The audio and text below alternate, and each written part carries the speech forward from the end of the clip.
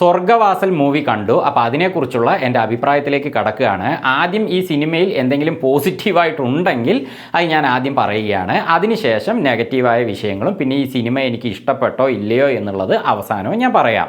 അപ്പോൾ ഈ വീഡിയോ നിങ്ങൾക്ക് ഇഷ്ടമായ ഒരു ലൈക്ക് കൊടുക്കുക. അതുപോലെ നിങ്ങളുടെ സുഹൃത്തുക്കൾക്കൊക്കെ ഈ വീഡിയോ ഷെയർ ചെയ്യാം. അതുപോലെ ഈ ചാനൽ സബ്സ്ക്രൈബ് ചെയ്തിട്ടില്ലാത്തവരുണ്ടെങ്കിൽ സബ്സ്ക്രൈബ് ചെയ്യുക. അപ്പോൾ ഞങ്ങളുടെ വീഡിയോകൾ വളരെ പെട്ടെന്ന് നിങ്ങൾക്ക് ലഭിക്കുന്നതാണ്. ഇതിൽ മലയാളി താരങ്ങളായ ഹക്കീം ഷാ, ഷറഫുദ്ദീൻ, സാനിയ അയ്യപ്പൻ ഇവരൊക്കെ അഭിനയിച്ചിട്ടുണ്ട്.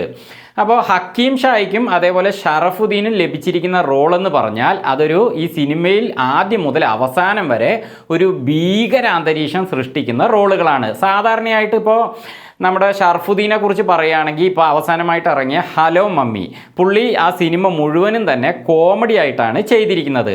അതുപോലെ കഥ ഇന്ന് വരെ ഒരു കട്ടിൽ ഒരു മുറിയിലൊക്കെ ഹക്കീം ഷാ ഒരു ശാന്തനായ റോള് അല്ലെങ്കിൽ ഒരു പാവം പിടിച്ച ഒരു റോളായിട്ടൊക്കെയാണ് ഹക്കീം ഷാ ചെയ്തിട്ടുള്ളത്. അപ്പോൾ സാധാരണയായിട്ട് അവർ ഇങ്ങനത്തെ റോളുകളാണ് ചെയ്യുന്നതെങ്കിലും ഈ സിനിമയിൽ അവർക്ക് നന്നായിട്ടൊരു മൈനസ് ക്യാരക്ടറാണ് ലഭിച്ചിരിക്കുന്നത്. അവർ അത് രണ്ടുപേരും തന്നെ നന്നായിട്ട് ചെയ്തിട്ടുണ്ട്. ഹക്കീം ഷായൊക്കെ ഞാൻ ഇങ്ങനെ ഒരു റോളിൽ ആദ്യമായിട്ടാണ് കാണുന്നത് കേട്ടോ. ഇതിനു മുമ്പ് അങ്ങേര് ഇങ്ങനെ അഭിനയിച്ചിട്ടുണ്ടോ എന്നറിയില്ല. ഭയങ്കരമായിട്ടൊരു ഭയാനകമായ രീതിയിലുള്ള ഒരു നെഗറ്റീവ് ക്യാരക്ടർ. പിന്നെ അതേപോലെ ഷറഫുദ്ദീനും ഇപ്പോൾ വരത്തൻ മൂവിയിലൊക്കെ ഷറഫുദ്ദീൻ വന്നിട്ട് ഒരു മൈനസ് ക്യാരക്ടർ വില്ലൻ റോളാണ് ചെയ്തിരിക്കുന്നത്. പക്ഷേ അതിൽ നിന്ന് വ്യത്യസ്തമായ ഒരു എക്സ്പ്രഷൻ ഉള്ള ഒരു മൈനസ് റോളാണ് ഷറഫുദ്ദീൻ ഈ സിനിമയിൽ ചെയ്തിരിക്കുന്നത്. സാനിയ അയ്യപ്പന് ഈ സിനിമയിൽ ഒരു ഹീറോയിൻ വേണം എന്നുള്ളതിന് മാത്രമായിട്ട് ഒരു ക്യാരക്ടർ അവർ ചെയ്തിരിക്കുന്നു. അത്രയേ ഉള്ളൂ, കൂടുതലൊന്നും ഇല്ല. പിന്നെ ഇതിൽ സിഗ എന്നൊരു ക്യാരക്ടർ ഉണ്ട്. അത് ചെയ്തിരിക്കുന്നത് ധനുഷിൻ്റെ ജ്യേഷ്ഠനായ കെ സെൽവരാഘവനാണ്. ഈ ധനുഷിൻ്റെ ജ്യേഷ്ഠൻ ഈ രായൻ എന്ന സിനിമയിൽ ധനുഷിൻ്റെ ഒപ്പം തന്നെ അഭിനയിച്ചിട്ടുണ്ട്. ആ സിനിമ കണ്ടവർക്ക് അദ്ദേഹത്തെ ശരിക്കും അറിയാമായിരിക്കാം.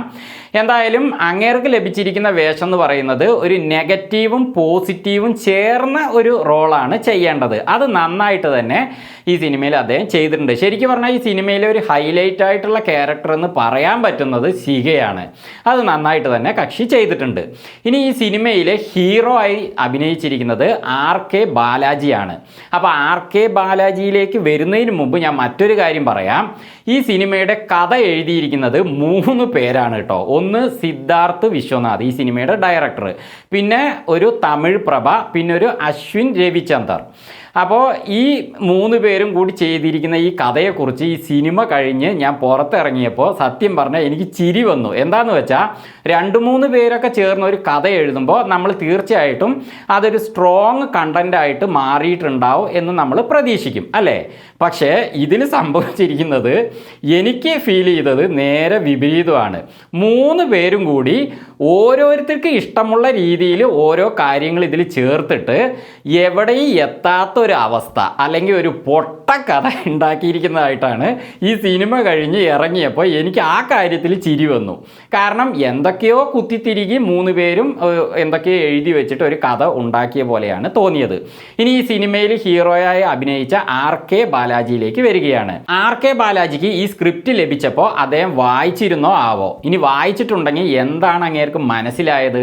ഇനി എന്തെങ്കിലും മനസ്സിലായിട്ടുണ്ടെങ്കിൽ തന്നെ അത് ജനങ്ങൾ അക്സെപ്റ്റ് ചെയ്യുമെന്നോ അല്ലെങ്കിൽ എനിക്കൊരു കഥ ലഭിച്ചിരിക്കുന്നു, ഒരു സിനിമ ലഭിച്ചിരിക്കുന്നു, അതെന്തായാലും കളയണ്ട എന്ന് കരുതിയിട്ടാണോ അദ്ദേഹം ഈ സിനിമ ചെയ്തതെന്നും മനസ്സിലാകുന്നില്ല.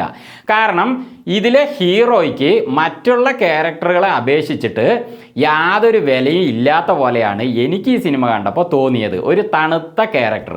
അതേസമയം ഇതിലെ മറ്റ് ക്യാരക്ടറുകൾക്കൊക്കെ ഇപ്പോൾ ഷറഫുദ്ദീൻ, അതേപോലെ ഹക്കീം ഷാ, പിന്നെ സിഗ, അതായത് കെ സെൽവരാഘവൻ്റെ റോള്, ഇതൊക്കെ ഈ സിനിമയിൽ നന്നായിട്ട് തന്നെ വർക്കൗട്ട് ആയിട്ടുണ്ട്. അവരാണ് ഭീകരാന്തരീക്ഷമൊക്കെ സൃഷ്ടിക്കുന്നത് ഒക്കെ. പക്ഷേ ആർ കെ ബാലാജിയുടെ ക്യാരക്ടർ എന്ന് പറയുന്നത് ഒരു ഹീറോ എന്ന് പറയുന്നുണ്ടെങ്കിലും ഹീറോയുടേതായ ഒരു പരിവേഷമൊന്നും എനിക്ക് കാണാൻ പറ്റിയില്ല. ഒരു നിരപരാധിയായ ഒരു വ്യക്തി ശിക്ഷിക്കപ്പെടുമ്പോൾ നമ്മൾ എന്താണ് വിചാരിക്കുക? ഈ സിനിമയുടെ അവസാനം ആകുമ്പോഴേക്കും അദ്ദേഹത്തിൻ്റെ നിരപരാധിത്വമൊക്കെ തെളിയിച്ച് അദ്ദേഹത്തിന് നീതി ലഭിക്കണം എന്നാണ് ഓരോ പ്രേക്ഷകനും പ്രതീക്ഷിക്കുക, അല്ലേ? പക്ഷേ ഈ സിനിമയിൽ ഞാൻ നോക്കിയിട്ട് സംഭവിച്ചതൊക്കെ വേറെയാണ്. ക്ലൈമാക്സ് ആകുമ്പോഴേക്കും ഒക്കെ സംഭവിച്ചത് എന്താണെന്ന് നിങ്ങൾ സിനിമ കണ്ട് മനസ്സിലാക്കുക. എനിക്കത് വലിയ രീതിയിൽ ആ ഒരു വിഷയം ഇഷ്ടമായില്ല. കാരണം എന്താണെന്ന് വെച്ചാൽ ആർ കെ ബാലാജിയുടെ ക്യാരക്ടറായ പാർത്ഥിപനെ ആദ്യം നല്ലവനായിട്ട് കാണിക്കുന്നു, പിന്നെ സാഹചര്യം കൊണ്ട് മോശമായി കാണിക്കുന്നു, വീണ്ടും നല്ലവനായി കാണിക്കുന്നു, വീണ്ടും മോശമായിട്ട് കാണിക്കുന്നു. എന്നിട്ട് അവസാനം ആകുമ്പോഴേക്കും എവിടെ എത്താത്ത പോലെ ഒരു അവസ്ഥയിൽ ഇവൻ എങ്ങനെയായി എന്നതാണ് ചോദ്യചിഹ്നം എന്ന രീതിയിൽ സിനിമ അവസാനിപ്പിക്കുന്നു. അപ്പോൾ അവസാനം എന്താ സംഭവിച്ചിരിക്കുന്നതെന്ന് നമ്മൾ തന്നെ സിനിമയിൽ നിന്ന് മനസ്സിലാക്കിക്കൊള്ളണം എന്ന രീതിയിലാണ് ക്ലൈമാക്സ് എത്തുന്നത്. എന്താ നമുക്കൊന്നും വേറെ പണിയില്ലേ? നമ്മളാണോ അത് കണ്ടുപിടിക്കേണ്ടത്? അത് സിനിമ എടുത്തവർ തന്നെ ആ സിനിമയുടെ തുടക്കം എങ്ങനെയാണ്, അതിൻ്റെ അവസാനം എങ്ങനെയാണ്, അത് നല്ല രീതിയിൽ അവസാനിപ്പിക്കണം എന്നുള്ളതിൻ്റെ ഉത്തരവാദിത്വമൊക്കെ ഇതിൻ്റെ കഥ എഴുതുന്നവർക്കാണ് ഉള്ളത്. പക്ഷേ ആ രീതിയിലല്ല ഈ സിനിമ അവസാനിക്കുന്നത്. അപ്പം ഞാൻ വിചാരിച്ചു ഇനി എൻഡ് സ്ക്രീനിൽ ഇതിൻ്റെ പാർട്ട് 2 എന്ന് കാണിക്കാൻ വേണ്ടിയിട്ടായിരിക്കും എന്ന് ഞാൻ വിചാരിച്ചു. പക്ഷേ ഭാഗ്യത്തിന് അങ്ങനെ കാണിച്ചില്ല. കാരണം ഇനി ഇതിൻ്റെ പാർട്ട് 2 എടുത്തു കഴിഞ്ഞാൽ അതും കൂടി സഹിക്കണ്ടേ. സത്യം പറഞ്ഞാൽ ഈ സിനിമ വളരെയധികം ഒരു എന്താ പറയുക, ഒരു ഇറിറ്റേഷനിലൂടെയാണ് പോകുന്നത്. ഇതിൻ്റെ 95% ജയിലിനകത്ത് വെച്ച് തന്നെയാണ് ആ സിനിമ അങ്ങനെ പോകുന്നത്. പക്ഷേ ഇതിൻ്റെ മ്യൂസിക് കൊടുത്തിരിക്കുന്നത് ഒരു ക്രിസ്റ്റോ സേവിയറാണ്. അങ്ങേര് നല്ലൊരു മ്യൂസിക് കൊടുത്തിട്ടുണ്ട്. അതായത് ഒരു ത്രില്ലിംഗ് ആയ ഒരു മ്യൂസിക്, ഒരു സ്ലോ ആയിട്ട് ഒരു സൗണ്ട് കുറച്ചിട്ട് ഒരു ത്രില്ലിംഗ് ആയ മ്യൂസിക്. അപ്പോൾ ആ മ്യൂസിക് നമ്മൾ നോക്കുമ്പോൾ അത് ത്രില്ലിങ്ങിലൂടെ പോകുന്ന മ്യൂസിക്കാണ്, നന്നായിട്ടുണ്ടെന്ന് നമുക്ക് അത് കേൾക്കുമ്പോൾ മനസ്സിലാകുന്നുണ്ട്. പക്ഷേ അതിനനുസരിച്ച് കണ്ടൻറ്റും വേണ്ടേ? കണ്ടൻറ്റും മ്യൂസിക്കും ഒരേപോലെ മാച്ചായാലല്ലേ ഒരു രസം ഉണ്ടാവുള്ളൂ. അതിനുള്ള ഒരു ത്രില്ലിംഗ് ഒന്നും ഈ സിനിമയിലില്ല. അപ്പോൾ ത്രില്ലിങ് ഉള്ള പോലെ കാണിക്കുന്നു, പക്ഷേ കാര്യമായ ത്രില്ലിംഗ് ഇല്ല. മൊത്തത്തിൽ ഒരു പ്രതികളും പോലീസും രാഷ്ട്രീയക്കാരും ആയിട്ടുള്ള ടീമുകളുടെ ഒരു പൊരുതൽ, അങ്ങനെയൊക്കെയാണ് സിനിമ പോകുന്നത്. ഹീറോയ്ക്കൊന്നും വലിയ സ്ഥാനമൊന്നും ഈ സിനിമയിൽ ഞാൻ നോക്കിയിട്ട് മനസ്സിലായില്ല. ചുരുക്കി പറഞ്ഞാൽ ഈ സിനിമ എനിക്ക് ഒട്ടും ഇഷ്ടമായില്ല. കാരണം ഇതിൻ്റെ കഥയും പോരാ, അതേപോലെ ഹീറോയുടെ ഹീറോയിസവും പോരാ. എന്നിട്ട് എവിടെ എത്താത്ത ഒരവസ്ഥയിൽ സിനിമ അവസാനിക്കുന്നു.